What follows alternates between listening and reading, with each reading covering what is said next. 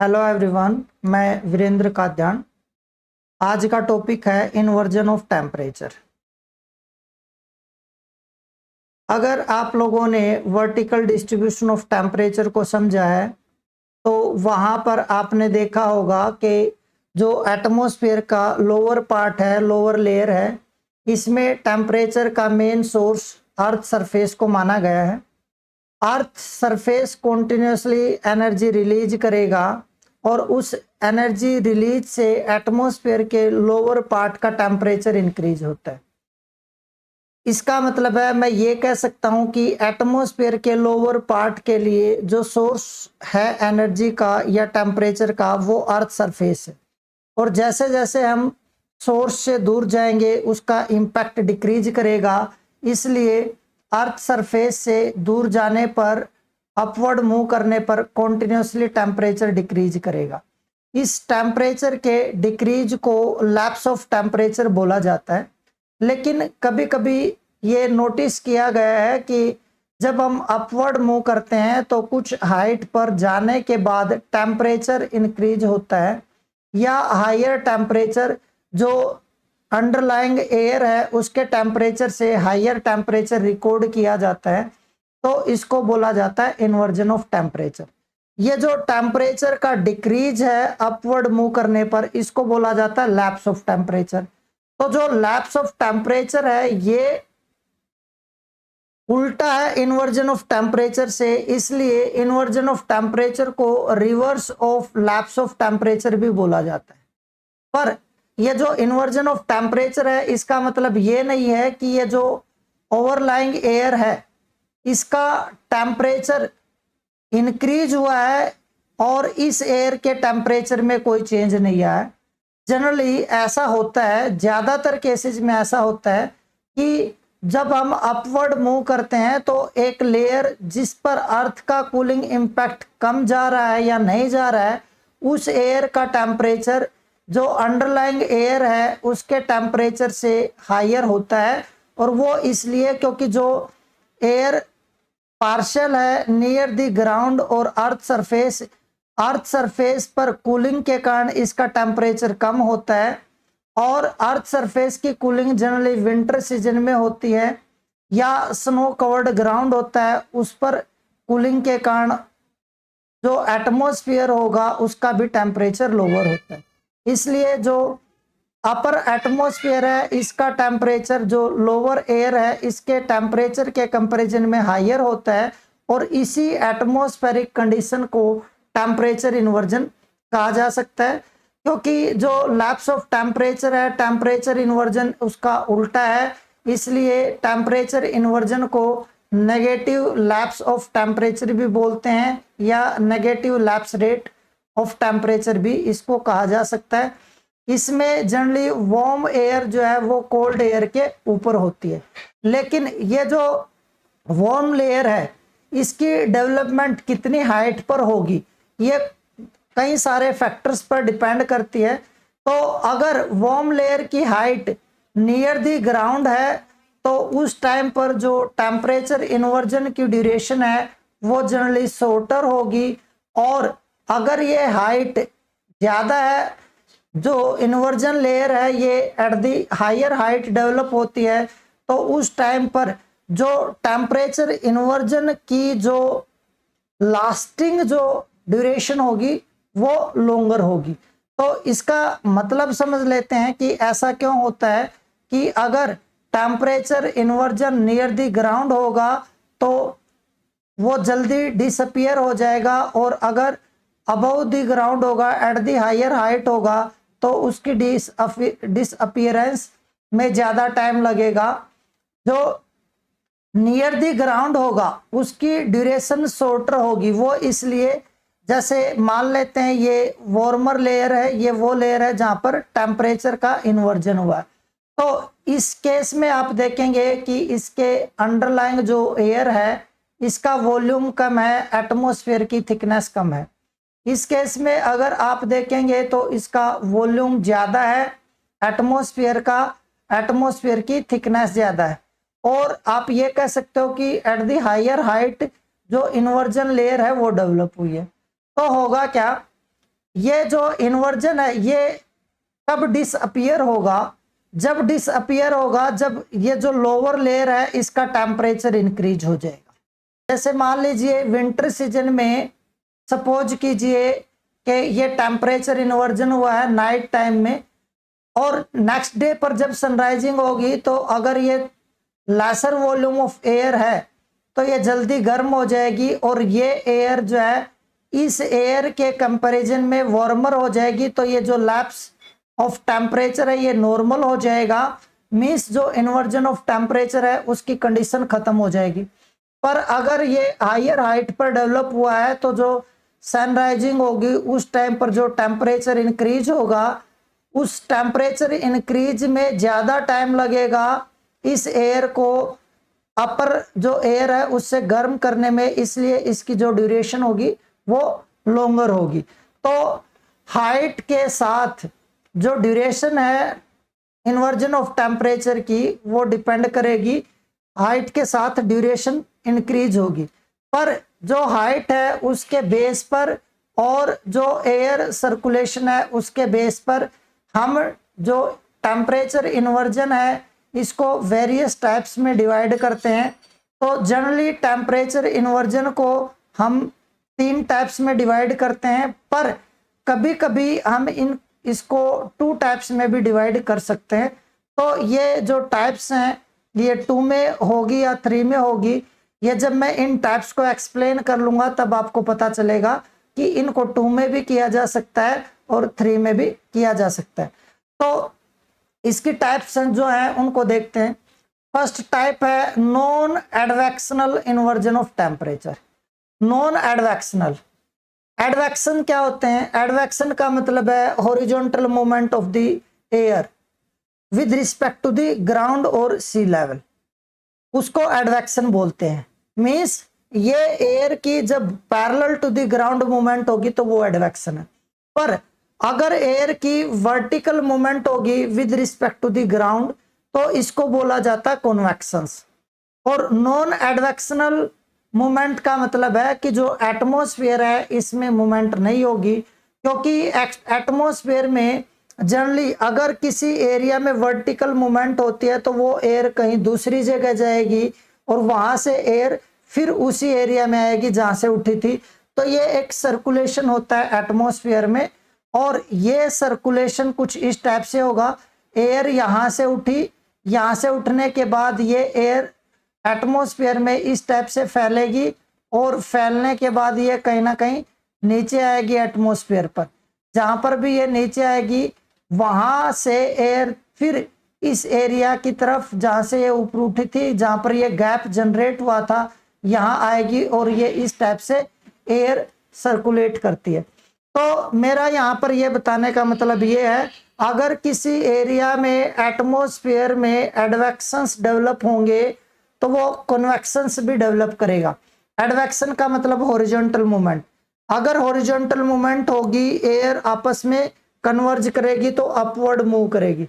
अगर किसी एरिया में कन्वेक्शंस डेवलप हुए हैं तो एटमॉस्फेयर में स्प्रेड करेगी, नीचे आएगी और उसके कारण हॉरिजॉन्टल मूवमेंट भी होगी। तो जो एडवेक्शन और कन्वेक्शंस हैं ये एक दूसरे से रिलेटेड होते हैं, और ऐसा नहीं होगा कि किसी एरिया में स्ट्रोंगर एडवेक्शंस या कन्वेक्शंस डेवलप हुए तो जो एडवेक्शन है केवल और केवल वही डेवलप होंगे, या कन्वेक्शंस हैं केवल और केवल कन्वेक्शन से डेवलप होंगे। अगर स्ट्रोंगर कन्वेक्शंस डेवलप हुए तो कहीं ना कहीं एडवेक्शन भी डेवलप होंगे। तो जो नॉन एडवेक्शनल इन्वर्जन है इसके टाइप्स देख लेते हैं। तो ground inversion, surface inversion, radiation inversion. ये ग्राउंड के नियर इन्वर्जन लेयर डेवलप होती है इसलिए इसको ग्राउंड इन्वर्जन या सरफेस इन्वर्जन। अर्थ की रेडिएशंस के कारण ये इन्वर्जन डेवलप होता है इसलिए इसको रेडिएशन इन्वर्जन भी बोलते हैं। अगर हायर हाइट पर इन्वर्जन लेयर डेवलप होती है तो उसको अपर एयर इन्वर्जन कहा जा सकता है। अभी मैं आप लोगों को इन्वर्जन के केवल टाइप्स बता रहा हूं, इनको डिटेल में एक्सप्लेन करेंगे, डिटेल में जानेंगे। तो उसके बाद सेकंड टाइप ऑफ इन्वर्जन हो सकता है एडवेक्शनल इन्वर्जन। एडवेक्शन मैंने बताया horizontal movement of the air, और जब हॉरिजॉन्टल मूवमेंट होगी एटमॉस्फेयर में, एयर की मूवमेंट वर्टिकल भी होगी। तो ये एटमॉस्फेरिक मूवमेंट के कारण इन्वर्जन डेवलप होगा, इसलिए इसको डायनेमिक इन्वर्जन भी बोलते हैं। डायनेमिक जो है ये रिलेटेड टू मोशन होता है। एटमॉस्फेयर में अगर मोशन होगा, एयर मोशन होगा, तो हम बोलेंगे एटमॉस्फेयर डायनेमिक है। तो यहाँ पर एडवेक्शनल इन्वर्जन और डायनेमिक इन्वर्जन एक ही है। और जो एडवेक्शनल इन्वर्जन है, अगर इसके टाइप्स की बात करें तो ये फ्रंटल इन्वर्जन हो सकता है या साइक्लोनिक इन्वर्जन हो सकता है। बात करेंगे इन पर भी डिटेल में। Valley inversion, surface inversion due to horizontal air movement, ये सेकंड टाइप है। थर्ड टाइप की अगर बात करें तो मैकेनिकल इन्वर्जन। मैकेनिकल इन्वर्जन में होगा टू टाइप्स, सब्सिडेंस इन्वर्जन और सेकंड है टर्बुलेंस एंड कन्वेक्शन इन्वर्जन। तो ये थ्री टाइप्स के इन्वर्जन होंगे, पर हम इनको टू टाइप्स में भी कैटेगराइज कर सकते हैं। अगर आपने ध्यान दिया हो, जो फर्स्ट इन्वर्जन था नॉन एडवेक्शनल, उसका सेकंड टाइप था अपर एयर इन्वर्जन। अगर अपर एयर इन्वर्जन में हम दो टाइप्स रख सकते हैं, थर्मल इन्वर्जन और मैकेनिकल इन्वर्जन। अगर मैकेनिकल इन्वर्जन वहां एक्सप्लेन करते हैं तो फिर हम जो ब्रॉडर क्लासिफिकेशन है इन्वर्जन ऑफ टेम्परेचर की, वो टू ही रखेंगे। और अगर हम मैकेनिकल इन्वर्जन को अलग से एक्सप्लेन करना चाहते हैं तो अलग से भी कर सकते हैं। इसलिए मैंने बोला था कि जो इन्वर्जन ऑफ टेम्परेचर है वो टू टाइप्स में भी क्लासिफाई किया जा सकता है और थ्री टाइप्स में भी क्लासिफाई किया जा सकता है। जो इन्वर्जन है, अब इनको वन बाय वन एक्सप्लेन करते हैं। फर्स्ट वन है नॉन एडवेक्शनल इन्वर्जन। जो नॉन एडवेक्शनल इन्वर्जन है, अगर इसकी बात करें तो मैंने बताया था कि इसको ग्राउंड सरफेस रेडिएशन या स्टैटिक इन्वर्जन भी बोला जा सकता है। स्टैटिक इन्वर्जन इसको इसलिए बोला जा सकता है क्योंकि एटमॉस्फेयर जो है वो स्टैटिक होता है जब ये इन्वर्जन डेवलप होता है। इसको रेडिएशनल इन्वर्जन इसलिए कहा जाता है क्योंकि अर्थ से रेडिएशंस रिलीज होने के कारण ही ये इन्वर्जन डेवलप होता है। मींस इस इन्वर्जन की डेवलपमेंट में अर्थ रेडिएशंस का इंपॉर्टेंट रोल होता है। और इस इन्वर्जन की डेवलपमेंट के लिए कुछ कंडीशंस होती हैं, उन कंडीशंस को हम लोग जो है यहाँ पर देखते हैं। ये इंपॉर्टेंट पार्ट है इस चैप्टर का। क्योंकि यहाँ से आपको डायरेक्ट क्वेश्चंस पूछे जा सकते हैं कि जो ग्राउंड इन्वर्जन है उसके लिए क्या क्या कंडीशन होनी चाहिए। देखिए, मैंने आपको बताया कि जो ग्राउंड इन्वर्जन है इसकी डेवलपमेंट के लिए एटमॉस्फेयर स्टैटिक होना चाहिए। इट मीन्स जो एटमॉस्फेयर है इसमें एयर की मूवमेंट नहीं होनी चाहिए, चाहे हॉरिजॉन्टल मूवमेंट की बात करें या वर्टिकल मूवमेंट की बात करें। ये मूवमेंट ऑलमोस्ट नील होती है। वैसे तो एटमॉस्फेयर में थोड़ी बहुत मूवमेंट होती ही रहेगी, पर अगर स्ट्रोंगर हॉरिजॉन्टल या वर्टिकल मूवमेंट है तो उस टाइम पर ग्राउंड इन्वर्जन डेवलप नहीं हो सकता है। तो कंडीशंस की बात करते हैं। जैसे ग्राउंड इन्वर्जन की डेवलपमेंट के लिए फर्स्ट कंडीशन है long winter nights. Long winter nights का मतलब क्या? अगर विंटर नाइट्स लॉन्गर हैं तो क्या होगा, अगर अर्थ सरफेस पर लॉन्गर ड्यूरेशन के लिए कूलिंग होगी तो नाइट टाइम में अर्थ सरफेस का टेम्परेचर बहुत कम हो जाएगा और इसके कांटेक्ट में जो एयर होगी इसका टेम्परेचर भी काफी कम हो जाएगा। तो जो अपर एटमॉस्फेयर था जो ग्राउंड से थोड़ा दूर है, इस एटमॉस्फेयर पर अर्थ का कूलिंग इंपैक्ट नहीं जाएगा। इस एयर का जो टेम्परेचर है वो कम हो जाएगा जो ऊपर वाली एयर है उसके टेम्परेचर से। यहां पर इस केस में ऊपर वाली एयर का टेम्परेचर इंक्रीज नहीं हुआ है, बल्कि इस एयर का टेम्परेचर कम हुआ है, जिसके कारण ये इन्वर्जन की कंडीशन हो गई। तो लॉन्ग विंटर नाइट्स जो है ग्राउंड के कांटेक्ट में जो एयर होगी उसको ज्यादा कोल्डर कर देंगी, जिसके कारण टेम्परेचर इन्वर्जन की कंडीशन सेटअप हो जाएगी। उसके बाद सेकंड कंडीशन ये है कि जो एटमॉस्फेयर है it should be cloudless and sky should be clear और क्लीन।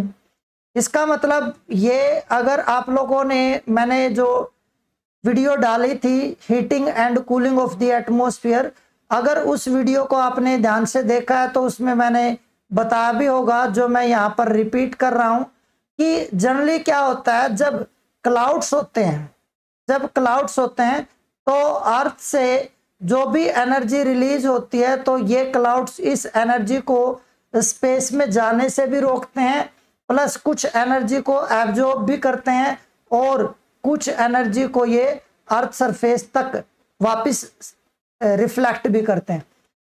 और ये तो डे टाइम में ऐसा करते हैं, नाइट टाइम में भी क्या होगा, यहां से जो एनर्जी रिफ्लेक्ट होगी, उस एनर्जी रिलीज होगी उसको रिफ्लेक्ट करेंगे, प्लस जो एनर्जी इनमें एब्जॉर्ब हुई है उस एनर्जी को भी अर्थ सरफेस तक वापस भेजेंगे, जिसके कारण क्या होगा, अर्थ सरफेस का भी और यहाँ पर ये जो एयर है इसका टेम्परेचर ज्यादा कम नहीं होगा, ये रिलेटिवली हायर बना रहेगा और टेम्परेचर इन्वर्जन नहीं होगा। पर अगर मैं ये कहूं कि एटमॉस्फेयर में क्लाउड्स नहीं है या स्काई जो है इट इज क्लियर, तो इसका मतलब है यहां पर ये एनर्जी जो ऊपर जा रही है अर्थ से, इसको रोकने वाले कोई भी एजेंट नहीं है, तो ये एनर्जी लार्जर अमाउंट में अर्थ से एस्केप करेगी और अर्थ सरफेस की कूलिंग ज्यादा हो जाएगी। नेक्स्ट पॉइंट है कि जो एयर है इट शुड बी ड्राई। अगर आप देखें क्लाउडलेस स्काई है या स्काई इज क्लियर है, तो कहीं ना कहीं ये पॉइंट इसमें भी ऐड हो सकता है। तो जो ड्राई एयर है या क्लियर स्काई है, तो इसका मतलब क्या, मैं ये कह रहा हूं कि जो एटमॉस्फेरिक ट्रांसपेरेंसी है वो हायर है, और अगर एटमॉस्फेरिक ट्रांसपेरेंसी हायर है तो अर्थ से ये जो एनर्जी जाएगी ना रिलीज होकर, ये जो है स्पेस में ज्यादा फास्टर पेस पर जाएगी। इसका मतलब है अर्थ सरफेस की कूलिंग फास्ट रेट पर हो रही होगी। और अगर एयर में मॉइस्चर होता है तो क्या होता, जो मॉइस्ट एयर होती ना ये ज्यादा हीट को एब्जॉर्ब करती है, इसकी टेंडेंसी है कि ये ज्यादा एनर्जी को एब्जॉर्ब करती है, और अगर ज्यादा एनर्जी को एब्जॉर्ब करेगी तो जब नाइट टाइम में इन वाटर वेपर्स की कूलिंग हो रही होगी या ये जब एनर्जी रिलीज कर रहे होंगे, तो एयर के टेम्परेचर को ये तेजी से रिड्यूस नहीं होने देंगे, तब तक नेक्स्ट डे की सनराइजिंग हो जाएगी। इसका मतलब है ग्राउंड के आसपास की जो एयर है वो ज्यादा कोल्डर नहीं हो पाएगी। तो इसलिए मॉइस्ट एयर अगर होगी कहीं पर तो वहां पर भी टेम्परेचर इन्वर्जन नहीं होगा। नेक्स्ट कंडीशन क्या है टेम्परेचर इन्वर्जन के लिए, कि एटमॉस्फेयर शुड काम और स्टैटिक। इसका मतलब ये है कि एटमॉस्फेयर की जो मिक्सिंग है वो ज्यादा नहीं होनी चाहिए। मिक्सिंग का मतलब क्या है, एटमॉस्फेयर में जो मूवमेंट है वो फास्टर नहीं होने चाहिए। मैं एयर मूवमेंट की बात कर रहा हूं। अगर एटमॉस्फेयर में मूवमेंट फास्टर है तो क्या होगा, एक एरिया से एनर्जी दूसरी एरिया में ट्रांसफर की जाएगी, तो जहां पर कूलिंग हो रही है हो सकता है वहां पर वार्मर एयर आ जाए और उस एरिया के टेम्परेचर को बढ़ा दे, या जिस एरिया में कूलिंग हो रही है अगर वहां से एयर, जैसे मान लीजिए ये एयर है जहां पर कूलिंग हो रही थी, ये एरिया है, तो यहां से अगर ये एयर ट्रांसफर हो गई ना तो क्या होगा, इसकी जगह कोई और एयर लेगी, प्लस ये कूलिंग इंपैक्ट दूसरी जगह लेकर जाएगी। तो इसका मतलब है यहां पर जो कूलिंग इफेक्ट एक्यूमुलेट कर रहा था वो एक्यूमुलेट नहीं कर पाएगा, और यहाँ का जो टेम्परेचर है वो रिलेटिवली हायर हो जाएगा। तो काम एटमॉस्फेयर भी एक प्रोमिनेंट कंडीशन होती है ग्राउंड टेम्परेचर इन्वर्जन के लिए। अगर एटमॉस्फेयर काम नहीं है तो ये टेम्परेचर इन्वर्जन डेवलप नहीं होता है। जो नेक्स्ट पॉइंट है वो ये है कि जो ग्राउंड है it should be snow covered. ये बिल्कुल सिंपल पॉइंट है, अगर ग्राउंड स्नो कवर्ड होगा तो उसके कांटेक्ट में जो एयर होगी वो ज्यादा कोल्डर होगी, जो ऊपर वाला एटमॉस्फेयर होगा उस पर स्नो का कूलिंग इंपैक्ट कम जाएगा, तो वो कंपैरेटिवली वार्मर होगा। तो ये काफी सिंपल पॉइंट था, इसमें कोई डाउट नहीं है। तो ये है कंडीशंस जो ग्राउंड टेम्परेचर इन्वर्जन के लिए इंपॉर्टेंट कंडीशंस थी, और ये आपको ध्यान रखनी है, एग्जाम में पूछी जा सकते हैं। जो ग्राउंड इन्वर्जन है इसकी अगर बात करें तो ये लोअर लैटिट्यूड्स पर केवल और केवल विंटर्स में ही डेवलप होता है और विंटर नाइट्स में ही डेवलप होगा। वो इसलिए क्योंकि अगर लोअर लैटिट्यूड्स की बात करें तो ये ट्रॉपिकल और सब ट्रॉपिकल एरिया है, तो इसमें क्या होगा, इसमें जो नाइट होंगे ना, विंटर नाइट्स, तो विंटर नाइट्स की जो ड्यूरेशन है वो कंपेरेटिवली लॉन्गर ही होती है। तो क्या होगा, विंटर में जब अर्थ की कूलिंग होगी तो जो लोअर एयर है ये ज्यादा कोल्डर हो जाएगी। पर समर की अगर बात करें तो समर सीजन में जो नाइट्स होते हैं ना, they are shorter than the days. तो अगर शॉर्टर नाइट्स हैं तो क्या होगा, डे टाइम पे इंसोलेशन ज्यादा आएगा, अर्थ सरफेस के पास एनर्जी ज्यादा होगी, तो जब ये एनर्जी अर्थ सरफेस रिलीज करेगा ना, तो एयर का टेम्परेचर भी हाइयर हो जाएगा। क्योंकि विंटर शॉर्टर है तो क्या होगा, एयर और अर्थ सरफेस ये ज्यादा कोल्डर नहीं हो पाएगा, तब तक नेक्स्ट डे की सनराइजिंग हो जाएगी। इसलिए लोअर लैटिट्यूड्स में पर्टिकुलरली ट्रॉपिकल और सब ट्रॉपिकल एरियाज में केवल और केवल विंटर नाइट्स में ग्राउंड इन्वर्जन होगा। और ये समर नाइट्स में क्यों नहीं होगा उसका भी मैंने आप लोगों को रीजन बताया। पर जब हम ग्राउंड इन्वर्जन की बात करते हैं तो ग्राउंड इन्वर्जन के केस में क्या होता है, ground inversion generally develops near the ground, है ना। तो अगर नियर द ग्राउंड डेवलप होगा तो सनराइजिंग होने के बाद ये लेस वॉल्यूम ऑफ एयर को ही गर्म करेगा, तो जैसे ये गर्म हो जाएगी तो ये जो इन्वर्जन ऑफ टेम्परेचर की कंडीशन थी ये डिसअपियर हो जाएगी। तो जो ग्राउंड इन्वर्जन है ये शॉर्टर ड्यूरेशन के लिए डेवलप होता है और सनराइजिंग के टाइम पर ये डिसअपियर हो जाता है। पर कभी कभी कुछ एटमॉस्फेरिक अदर कंडीशंस के कारण ये नून तक हो सकता है। उसके बाद जो लोअर एयर है इसकी जो हीटिंग है वो सफिशिएंटली हो जाएगी और ये खत्म हो जाएगा। और जो ड्यूरेशन है और जो हाइट है इन्वर्जन लेयर की, ये ड्यूरेशन और हाइट ये इंक्रीज करती है लैटिट्यूड्स के साथ। मींस मैं ये बोल रहा हूं कि लोअर लैटिट्यूड्स की अगर बात करें तो ये जो ड्यूरेशन है और जो हाइट है, हाइट का मतलब हाइट फ्रॉम द ग्राउंड, ये दोनों ही कम होंगी। और जैसे जैसे हम हायर लैटिट्यूड्स की तरफ जाएंगे ड्यूरेशन और हाइट बढ़ेगी।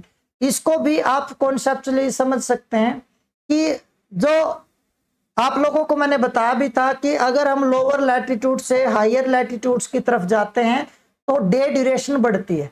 अगर आप मेरी पिछली वीडियोस देखेंगे तो उनमें ये चीजें आपको मैंने बता रखी हैं। और जब डे ड्यूरेशन बढ़ेगी तो विंटर सीजन होगा तो नाइट ड्यूरेशन भी बढ़ेगी। Days are longer in summer और nights are longer in winters. अगर विंटर सीजन है, नाइट ड्यूरेशन बढ़ रही है तो क्या होगा, अगर नाइट लॉन्गर है लोअर लैटिट्यूड के कंपैरिजन में हायर लैटिट्यूड्स की तरफ, तो क्या होगा, नाइट टाइम में कूलिंग लंबे टाइम तक होगी। तो लंबे टाइम तक अगर कूलिंग होगी तो ज्यादा हाइट तक जो एटमॉस्फेयर है वो कोल्डर हो जाएगा। इसलिए जो इन्वर्जन लेयर होगी वो हायर हाइट पर होगी। और अगर इन्वर्जन लेयर हायर हाइट पर होगी तो डेफिनेटली वो लॉन्गर ड्यूरेशन तक परसिस्ट करेगी। एक तो नाइट्स देमसेल्व्स आर लॉन्गर, और दूसरा क्या है, दूसरा ये कि larger volume of the air जो है has to be heated up by the solar energy in next day. इसलिए क्या होगा, ड्यूरेशन भी ज्यादा होगी। और ये मैंने लो लैटिट्यूड्स पर हाइट इतनी है, हायर लैटिट्यूड्स पर हाइट इतनी है, जस्ट इस पॉइंट को क्लियर करने के लिए मैंने ये चीज लिखी है। हाइट मुझे नहीं लगता ये ज्यादा इंपॉर्टेंट है, जस्ट आपको ये एक स्टेटमेंट याद रखनी है कि लोअर लैटिट्यूड्स पर जो ड्यूरेशन और हाइट है वो कम होती है, हायर लैटिट्यूड्स पर ड्यूरेशन और हाइट टेम्परेचर इन्वर्जन की ज्यादा होती है। जब टेम्परेचर इन्वर्जन होगा कहीं पर भी तो जो एटमॉस्फेयर है इसकी स्टेबिलिटी इंक्रीज होती है और फॉगी कंडीशन भी डेवलप होती हैं। तो ऐसा क्यों होता है इसको थोड़ा सा समझेंगे। देखिए, एयर में अपवर्ड मूवमेंट तब तक होती है जब तक एयर अपनी सराउंडिंग एयर से या उसके ऊपर जो एयर है उससे वार्मर होगी। अगर ये एयर यहां तक ऊपर उठी और उसके बाद ऊपर उठना बंद कर दिया तो इसका मतलब है इसका टेम्परेचर इसके आसपास की एयर के बराबर हो गया, या इसके ऊपर जो एयर है वो वार्मर है। क्यों? क्योंकि जब एयर, ध्यान से सुनिएगा, जब एयर अपवर्ड मूव करती है तो वो अपनी डेंसिटी के अकॉर्डिंग मूव करती है। अगर एयर गर्म हो गई तो उसकी डेंसिटी आसपास की एयर से कम हो गई तो वो लाइटर होने के कारण अपवर्ड मूव करेगी। पर अगर उसके ऊपर वार्मर एयर है तो उसकी डेंसिटी उससे कम है, इसलिए वो उससे ऊपर नहीं जाएगी। तो आपको सिंपल इतना ध्यान रखना है, एयर जब तक उसके ऊपर की एयर उससे कोल्डर है तब तक ऊपर मूव कर सकती है, या जब तक उसके सराउंडिंग की एयर उससे कोल्डर है तब तक मूव करेगी। पर टेम्परेचर इन्वर्जन के केस में क्या होता है, एक लेयर वार्मर होती है, ये वार्मर लेयर, इसलिए एयर अगर यहां से ऊपर भी उठ रही है तो ये इससे ऊपर उठना बंद कर देगी, क्योंकि इस एयर से ज्यादा गर्म ये एयर है तो ये इससे ऊपर नहीं जाएगी।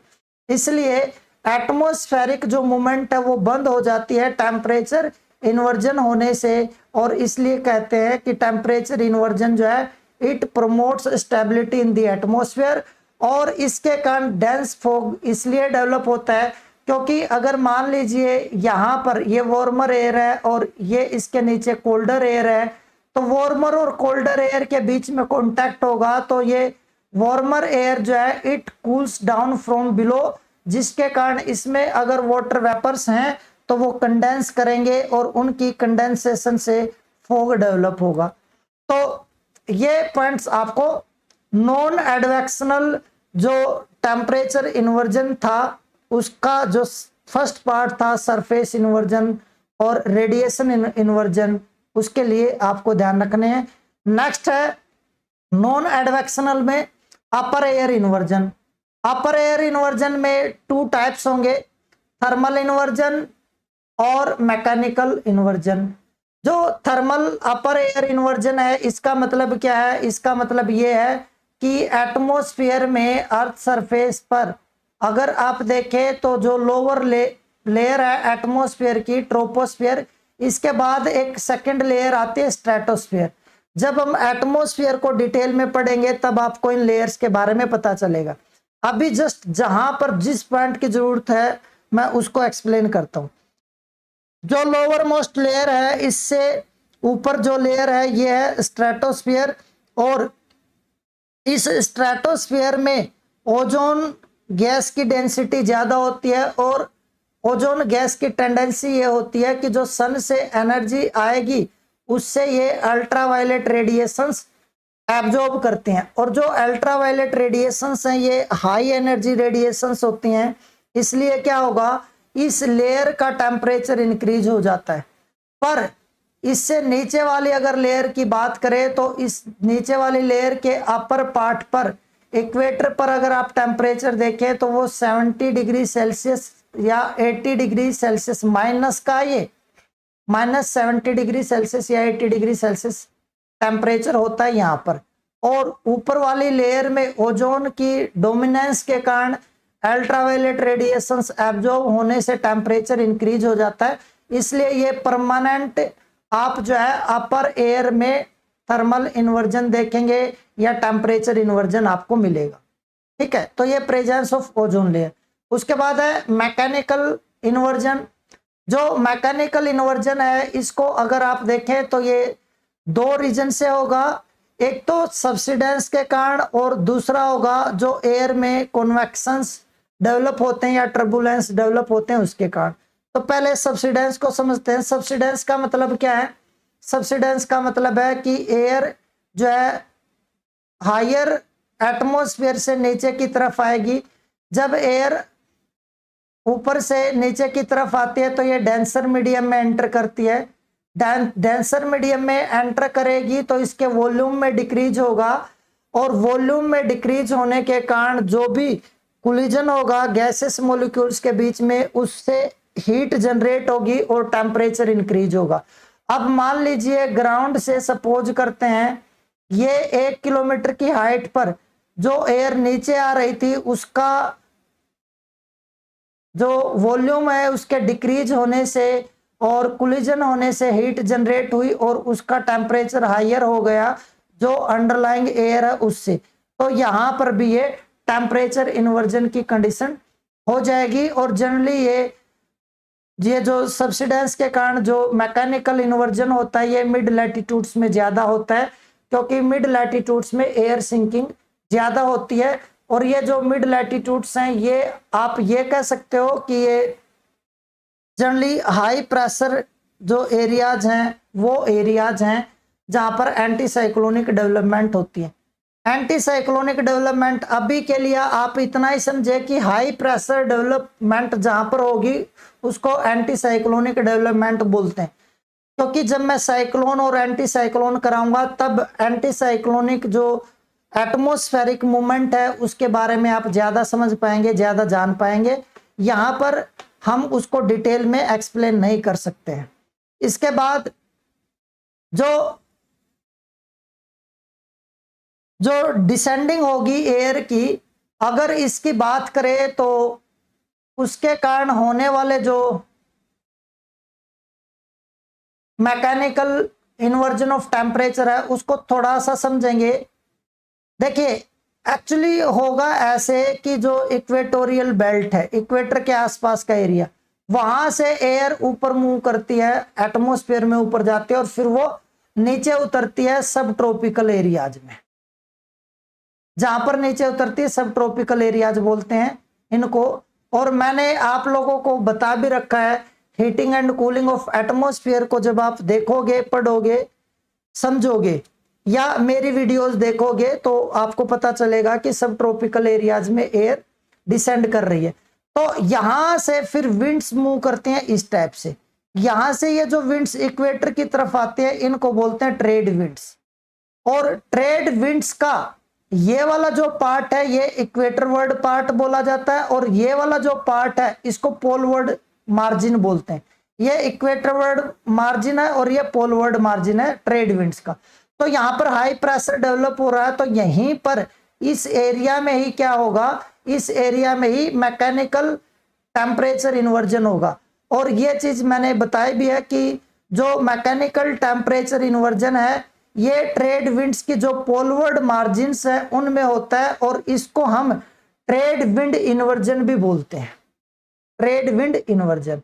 और ये किससे एसोसिएट है, ये हाई प्रेशर डेवलपमेंट से। ये सब tropical area high pressure development होती है, इसलिए आप बता सकते हो कि ये सब ट्रॉपिकल एंटी साइक्लोन्स की डेवलपमेंट से रिलेटेड होता है। और ये जो हाई प्रेशर की डेवलपमेंट है ये तब ज्यादा होगी जब विंटर सीजन होगा, इसलिए जो टेम्परेचर इन्वर्जन है वो इंटेंसिव विंटर सीजन में होगा। और जैसे जैसे हम यहां से इक्वेटर की तरफ आएंगे तो जो विंटर सीजन है ना वो खत्म हो जाएंगे। इक्वेटर के आसपास के जो एरियाज होते हैं इनमें सीजन्स नहीं होते हैं या सीजनल कॉन्ट्रास्ट नहीं होता है। तो सीजनल कॉन्ट्रास्ट नहीं होता है तो इक्वेटर वर्ड मूव करने पर ये जो इन्वर्जन की कंडीशन है ये वीक हो जाती है और डिसअपियर हो जाएगी। कहां पर, ITCZ में। ITCZ कौन सा एरिया होता है, ITCZ की अगर फुल फॉर्म की बात करें तो यह इंटरट्रॉपिकल कन्वर्जेंस जोन। और इसको अभी आप इतना ही समझ सकते हैं कि जो ट्रेड विंड्स हैं नॉर्दर्न हेमिस्फीयर की और साउदर्न हेमिस्फीयर की, जहां पर जिस एरिया में ये कन्वर्ज करती हैं उस एरिया को ITCZ का एरिया कहा जा सकता है। और ये ITCZ शिफ्ट भी करती हैं according to the apparent movement of the sun. और इनकी शिफ्टिंग के बारे में हम लोग जब प्रेशर बेल्ट्स के बारे में पढ़ेंगे तब जानेंगे। अभी आपको इतना ध्यान रखना है कि जो टेम्परेचर इन्वर्जन है वो इक्वेटोरियल एरिया में नहीं होता है, और जैसे जैसे हम पोलवर्ड मूव करेंगे तो टेम्परेचर इन्वर्जन की जो कंडीशन है वो स्ट्रोंगर होती चली जाएंगी और टेम्परेचर इन्वर्जन वहां पर स्ट्रोंग होगा। उसके बाद नेक्स्ट जो है वो है turbulence and convections. Mechanical inversion through subsidence वो मैंने एक्सप्लेन कर दिया। अब mechanical inversion through turbulence and convections, इसको थोड़ा सा समझते हैं।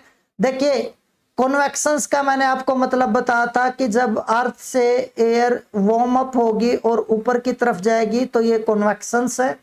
अगर ये बहुत फास्ट रेट पर रैपिडली अगर ये अपवर्ड मूव कर रही है तो उसको एडीज या टर्बुलेंस बोल सकते हैं। अब अगर एयर अपवर्ड मूव कर रही है तो क्या होगा, तेजी से वार्मर एयर, क्योंकि ये गर्म होने के बाद ही ऊपर उठेगी, अगर ये तेजी से ऊपर जाएगी तो ये एटमॉस्फेयर में इस टाइप से तेजी से स्प्रेड करेगी, तो इसके नीचे वाली जो एयर होगी वो कोल्डर होगी कंपैरेटिवली। तो अगर आप यहां से देखेंगे तो आपको टेम्परेचर इन्वर्जन की कंडीशन दिखेगी। तो ये है टेम्परेचर इन्वर्जन। और इसमें क्या होता है, जो वार्म एयर है suddenly it is transported to the zone of colder air.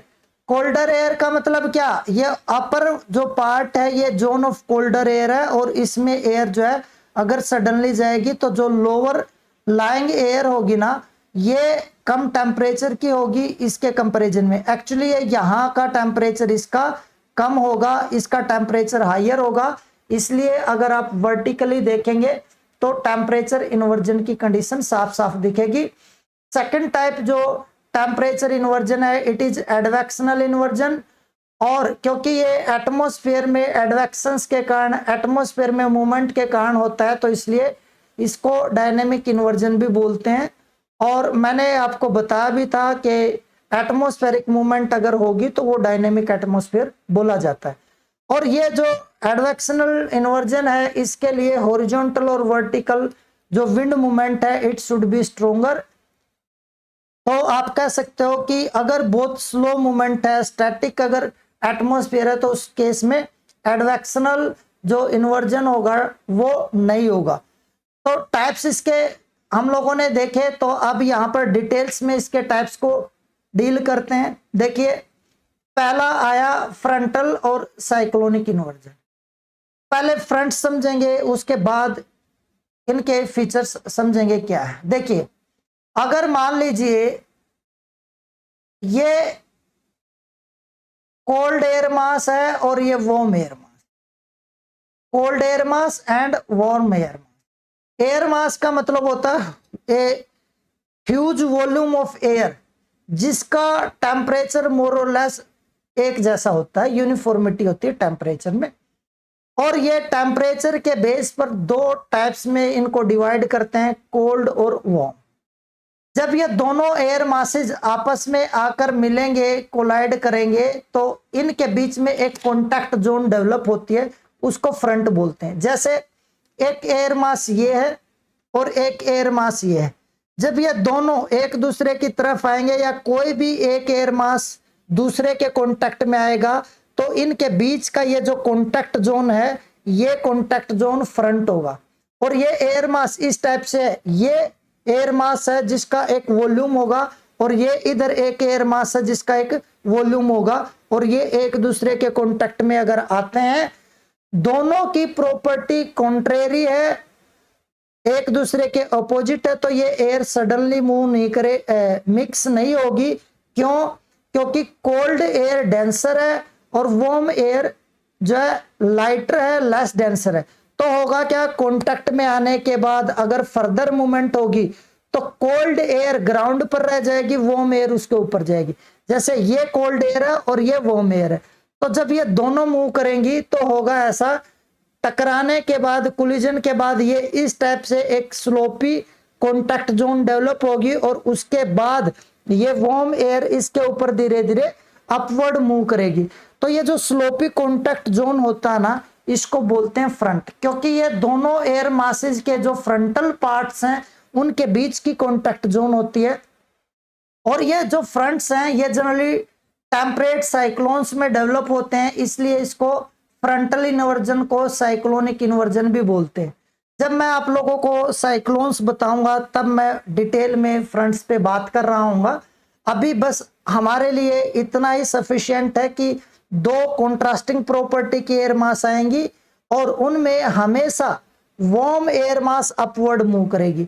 और जब warm air mass upward move करेगी, जैसे यहाँ पर ये कोल्ड एयर मास थी ये, और इसके ऊपर जो है वार्म एयर मास इस टाइप से मूव कर रही है, तो यहां पर अगर आप देखेंगे तो आपको इस एरिया में टेम्परेचर इन्वर्जन दिखेगा। देखो यहां अगर कोई भी खड़ा है तो ये टेम्परेचर इन्वर्जन है, क्योंकि कोल्डर एयर नीचे है, वार्मर एयर ऊपर है, ये टेम्परेचर इन्वर्जन है। तो टेम्परेचर इन्वर्जन जो frontal type of temperature inversion है, ये दूसरे जो टाइप्स ऑफ इन्वर्जन होते हैं उनसे अलग होता है। क्यों? क्योंकि इसमें जब हम अपवर्ड मूव करते हैं तो जो मॉइस्चर कंटेंट है वो इंक्रीज होता है, और इस पॉइंट को आप ध्यान रखेंगे, जो मॉइस्चर कंटेंट है वो इंक्रीज होता है, बाकी जो other types of the fronts हैं उनमें मॉइस्चर कंटेंट अपवर्ड मूव करने पर डिक्रीज करता है। इनमें इंक्रीज क्यों होता है और दूसरे टाइप्स में डिक्रीज क्यों करता है, उसको थोड़ा सा समझ लेते हैं। देखिए, अगर आप यहां पर देखें, जो वार्म एयर होगी ना, ये कोल्ड एयर, कौन सी कोल्ड एयर है? ये कोल्ड एयर है जो पोलर एरियाज से आती है, पोलर एरियाज से। और ये वार्म एयर है जो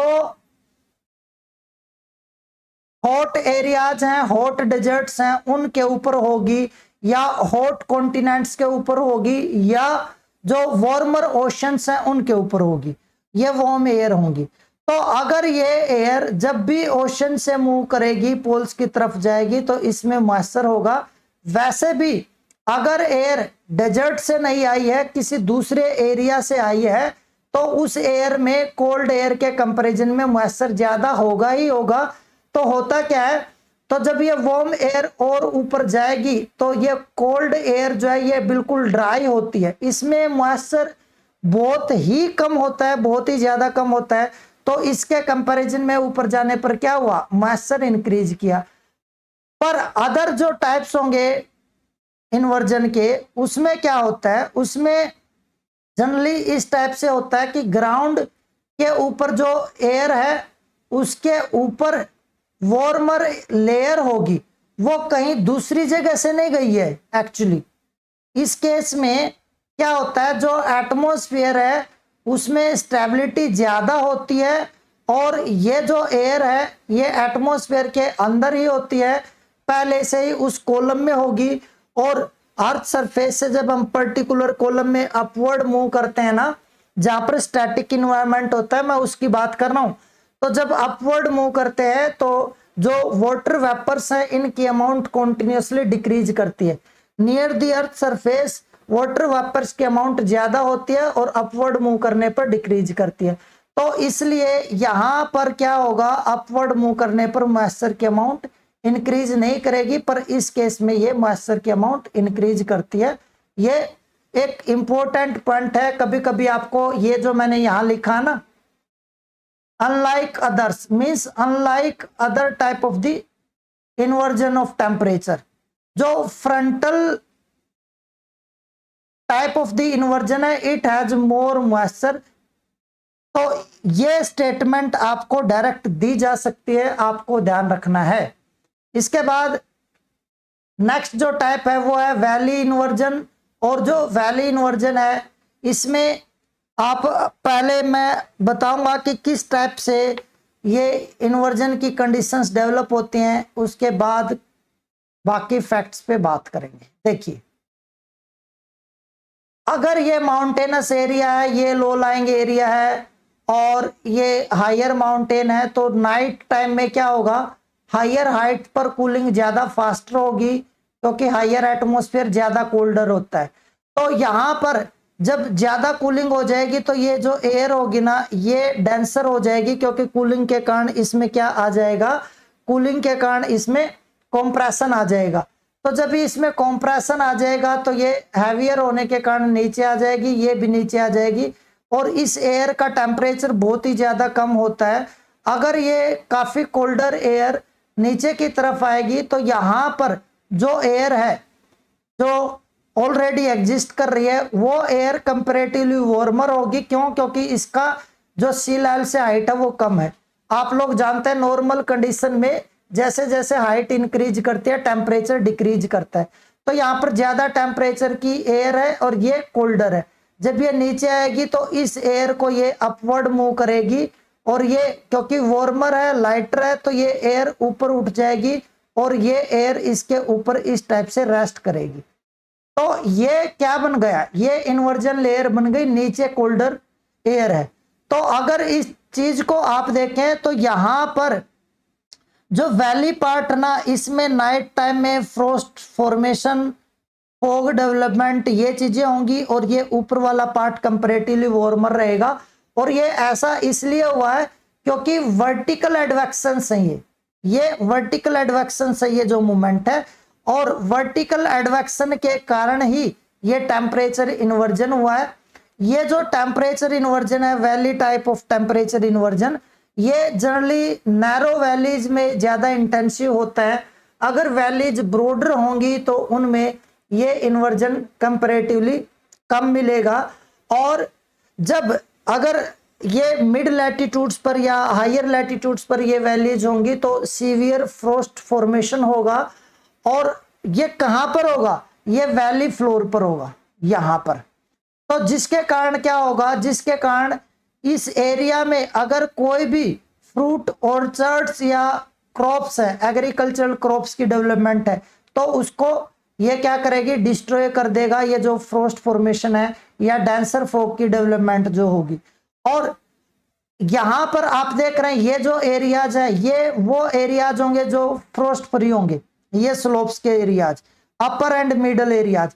इसलिए कभी कभी आपको दे दिया भी जाएगा स्टेटमेंट कि due to temperature inversion higher and upper part, middle and upper part of the mountains are free from frost in winter season, या due to temperature inversion lower part of the valleys are under the frost, या the bottom part of the valleys are covered with frost because of temperature inversion during winter season। तो इस type की statements मिलेंगी। अगर आपको ये concept clear होगा तो सारी स्टेटमेंट्स आप जज कर पाएंगे। मिडल और अपर पार्ट ये जो माउंटेन्स के हैं ये इनहैबिटेड होंगे, लेकिन अगर लोअर लैटिट्यूड्स है ना, लोअर लैटिट्यूड्स हैं, तो मिडल पार्ट जो है they are suitable for agricultural activities as well as for population settlement. पर अगर कंपैरेटिवली हायर लैटिट्यूड्स की अगर बात करें, लोअर लैटिट्यूड पर मिडल पार्ट जो है सुटेबल होंगे, पर कंपैरेटिवली हायर लैटिट्यूड्स की अगर बात करें तो वहां पर जो अपर पार्ट्स हैं वो एग्रीकल्चरल एक्टिविटीज या ह्यूमन सेटलमेंट के लिए सूटेबल होंगे। तो ये चीज भी आपको ध्यान रखनी है। उसके बाद नेक्स्ट जो एडवेक्शनल जो इन्वर्जन है उसका नेक्स्ट टाइप क्या है, नेक्स्ट टाइप है सरफेस इन्वर्जन। और ये जो सरफेस इन्वर्जन है it is because of horizontal movement of the air. देखिए इसको सिंपली समझेंगे बस, यहां से कोई ज्यादा डेप्थ की चीजें नहीं है। अगर मान लीजिए मैं ये कह रहा हूं कि ये कोई एरिया है और इस एरिया में टेम्परेचर है, डे टाइम का टेम्परेचर है, और ये टेम्परेचर मैं मान लेता हूं कि ये 27 डिग्री सेल्सियस है।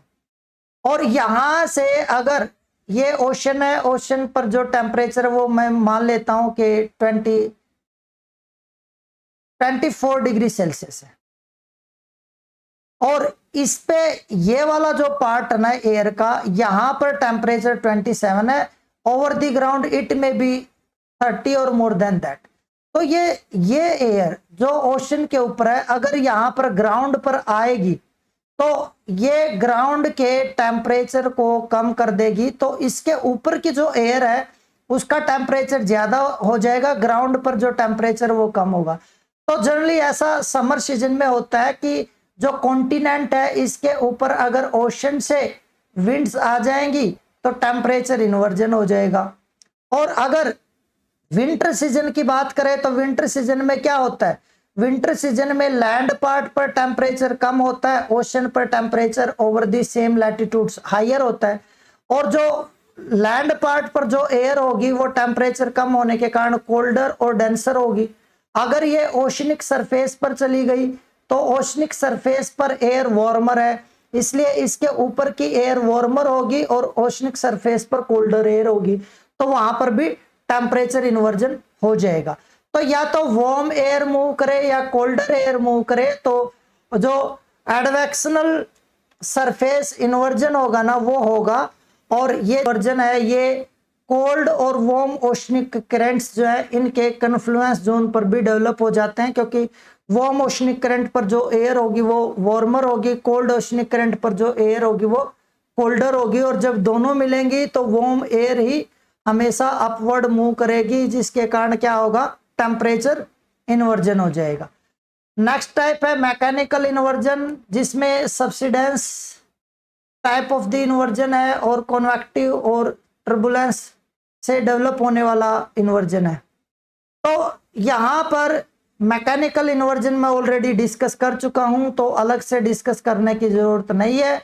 अगर आप जो अपर एयर इन्वर्जन है उसमें अगर आप मैकेनिकल इन्वर्जन को इंक्लूड करते हैं तो 2 टाइप्स आप मेनली इन्वर्जन की लेंगे। टेम्परेचर इन्वर्जन को 2 कैटेगरीज में रखेंगे, और अगर आपको 3 कैटेगरीज में रखना है तो अपर एयर इन्वर्जन में केवल और केवल thermal type of the inversion जो था उसको एक्सप्लेन करेंगे, बाकी इसको अलग एक्सप्लेन करेंगे। उसके बाद significance of inversion of temperature. देखिए सिग्निफिकेंस की अगर बात करें तो फॉग डेवलपमेंट होगी, ये पहले ही मैं बता चुका हूं कि जो वार्म एयर है वो नीचे से कूलिंग होती है, तो उसके कारण जो है फॉग डेवलपमेंट होगी। दूसरा है जो अर्बन स्मोग है, इसकी डेवलपमेंट भी टेम्परेचर इन्वर्जन के कारण होती है, क्योंकि अर्बन एरियाज में जो हाउसेज और इंडस्ट्रीज हैं वहां से लार्ज अमाउंट में स्मोक रिलीज होता है, और वो स्मोक जो है जो वार्म लेयर होगी वहां तक ही पहुंच पाएगा, तो उसके बाद वहां पर वो एक्यूमुलेट हो जाएगा और जो भी फॉग डेवलप होगा उसमें मिक्स हो जाएगा। या अगर बिल्कुल सरफेस के नियर है तो उस टाइम में क्या होगा, जो टेम्परेचर इन्वर्जन सरफेस के नियर ही हुआ तो वहां पर फॉग भी बनेगा, क्योंकि सरफेस की कूलिंग के कारण फॉग बनेगा, और उसमें स्मोक अगर रिलीज हो रहा है तो उसके कारण अर्बन स्मोक बन जाएगा। और जब स्मोक एयर के कुछ पोल्यूटेंट्स जैसे सल्फर डाइऑक्साइड है इसके साथ मिल जाता है तो ये पॉइजनस भी हो जाता है, जो हेल्थ प्रॉब्लम्स क्रिएट कर सकता है, या रेस्पिरेटरी प्रॉब्लम्स भी इससे डेवलप हो सकती हैं। उसके बाद एक बेनिफिट आपको फॉग का देखने को मिलेगा, और ये आपको ध्यान भी रखना है। वैसे तो जो फॉग है, फॉग और frost, it is not beneficial for the fruits and crops, पर एक आपको यहाँ पर बेनिफिट दिखेगा। जो फॉग होता है it protects coffee plants from the direct sun radiation, क्योंकि डायरेक्ट सन रेज जो है वो अच्छी नहीं होती है कॉफी प्लांट्स के लिए, तो जहां पर फॉगी कंडीशन होगी वहां पर कॉफी प्लांट की जो ग्रोथ है वो ज्यादा होगी, प्रोडक्शन अच्छी होगी। उसके बाद जो टेम्परेचर इन्वर्जन है ये एटमॉस्फेरिक स्टेबिलिटी को भी इंड्यूस करता है, ये मैंने आपको पहले ही बताया। जब एयर अपवर्ड मूव करेगी तो ये तब तक अपवर्ड मूव करेगी जब तक इसके ऊपर की एयर ठंडी होगी इससे। अगर इसके ऊपर की एयर वार्मर है तो ये अपवर्ड मूव नहीं करेगी, और जो एयर है they are main agent of transferring और carrying of the pollutants from the earth surface. तो क्या होगा, अगर इनकी मूवमेंट रुक गई तो जो इन्वर्जन लेयर है उसके नीचे पोल्यूटेंट्स इकट्ठे हो जाते हैं, जिसके कारण क्या होता है, ब्लैक स्ट्रिप ऑफ पोल्यूटेंट्स वो डेवलप हो जाती है, और अगर ये ग्राउंड के पास डेवलप होती है तो again it is also harmful और it can causes various respiratory problems. Next जो टेम्परेचर इन्वर्जन है इट डिस्करेजेज द रेनफॉल, क्योंकि टेम्परेचर इन्वर्जन अगर फ्रंटल टाइप ऑफ इन्वर्जन नहीं है उसको छोड़कर बाकी other type of the inversion जो है ये रेनफॉल को डिस्करेज करता है। जो फ्रंट फॉर्मेशन है वो रेनफॉल को प्रमोट करेगी, इंड्यूस करेगी, पर डिस्करेज करेगी other type of temperature inversion. वो इसलिए क्योंकि रेनफॉल के लिए क्या जरूरी है, रेनफॉल के लिए कंडेंसेशन जरूरी है, रेनफॉल के लिए एयर की अपवर्ड मूवमेंट होती है जिसके कारण कंडेंसेशन होगा। अगर एटमॉस्फेयर में अपवर्ड मूवमेंट ही बंद हो जाएगी तो कंडेंसेशन भी इंटेंसिव नहीं होगा, अगर कंडेंसेशन सफिशिएंटली नहीं होगा तो रेनफॉल भी नहीं होगी। और मैंने आपको यह भी बताया होगा कि जो सब्सिडेंस है उसके कारण जो है इन्वर्जन डेवलप होता है, और जहां पर सब्सिडेंस होगा एंटी साइक्लोनिक कंडीशंस डेवलप होती हैं, और जो एयर ऊपर से नीचे आती है उसको सब्सिडेंस बोलते हैं। जब एयर नीचे की तरफ आएगी तो इसका टेम्परेचर इंक्रीज होगा। टेम्परेचर अगर इंक्रीज होता है तो एयर में कभी भी कंडेंसेशन नहीं होगी, ठीक है। और कंडेंसेशन अगर नहीं होगी तो रेनफॉल नहीं होगी, रेनफॉल नहीं होगी तो एरिडिटी मींस ड्राइनेस इंक्रीज होगी।